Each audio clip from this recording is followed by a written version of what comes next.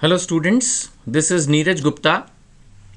In this video we will study about section 9, income deemed to accrue or arise in India. Right?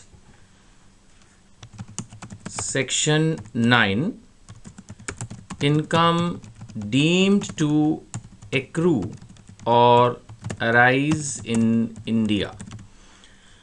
देखिए, income accrue और arise in India means income earned in India. जो पैसा India में कमाया उस पर तो tax लगेगा ही। सेक्शन 9 कुछ चीज़ों की बात करता है जिसमें हम ये मान के चलते हैं कि अगर ऐसा होगा तो हम उस पर इंडिया में टैक्स लगाएंगे।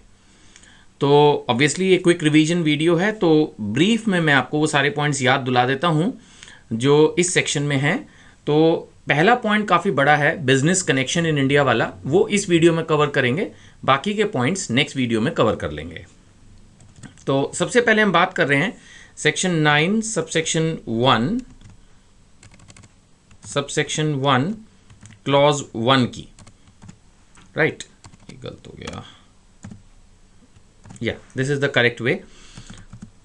सेक्शन 9 तो याद रखना जरूरी है। अगर आप सबसेक्शन और क्लॉज ना भी याद रखें तो चलेगा, याद कर लें तो बेस्ट ही है ना। तो इसमें सबसे पहला पॉइंट है income from a business connection in India. कहने का मतलब है कि जो लोग फॉरेन कंट्रीज में हैं, अगर उनका इंडिया में कोई बिजनेस कनेक्शन है तो उस पर टैक्स लगेगा। ठीक है ना। तो इसमें 3 पॉइंट्स जो मेन थे वो क्या था। सबसे पहला था कि अगर उन्होंने यहाँ कोई अपनी सब्सिडरी कंपनी बना रखी हो।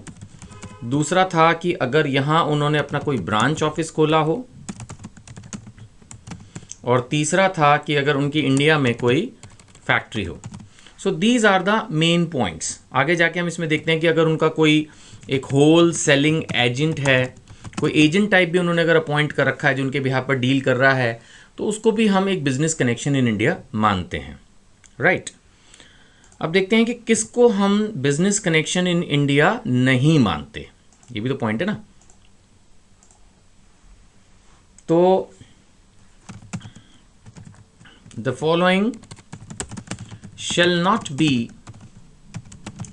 treated like business connection in India। किस चीज को बिजनेस कनेक्शन इन इंडिया नहीं माना जाता। एक तो when whole of the operations are not carried in India। जब सारे ऑपरेशंस इंडिया में नहीं हो रहे तो ऑब्वियसली फिर सारी इनकम तो इंडिया में टैक्स लगाएंगे नहीं। तो इस सिचुएशन में प्रोपोर्शनेट इनकम पर टैक्स लगता है। दूसरा, purchase of goods for exports, India में माल खरीदा फॉरेन कंट्री में ले जाने के लिए। तीसरा, collection of news and views, India से कोई न्यूज़ ली, ये तो आपस में चलता ही है। देन चौथा, शूटिंग ऑफ सिनेमा फिल्म्स, अगर सिनेमेटोग्राफी इंडिया में की गई है, कोई फिल्म की शूटिंग इंडिया में की गई है, तो सिर्फ इस बात पे इंडिया में टैक्स नहीं लगा सकते हैं कि आपने शूटिंग इंडिया में की तो पूरी वर्ल्ड की इनकम पे इंडिया में टैक्स लगाएं। इसके अलावा कुछ नए पॉइंट्स भी ऐड हो चुके हैं अब इसके अंदर, जैसा कि अगर आपने डिटेल्ड वीडियो सुनी होगी तो आपने इसके ऊपर एक्सप्लेनेशन मेरा सुन ही लिया होगा। तो हम अभी क्विक रिवीजन कर ही रहे हैं कि जो ऑफशोर फंड्स हैं उनमें जो लोकेशन है फंड मैनेजर की वो इररिलेवेंट कर दी गई है, ताकि उस सिर्फ उस बेसिस पर कि फंड मैनेजर इंडिया में लोकेटेड है जो है वो टैक्स ना लगे, उनकी सिर्फ इंडियन इनकम पर ही इंडिया में टैक्स लगे। और एक नया पॉइंट जो कि 17-18 से ऐड हुआ है, that is about display of uncut and unassorted diamonds in a specified special zone. ये नया पॉइंट है, इन अ स्पेसिफाइड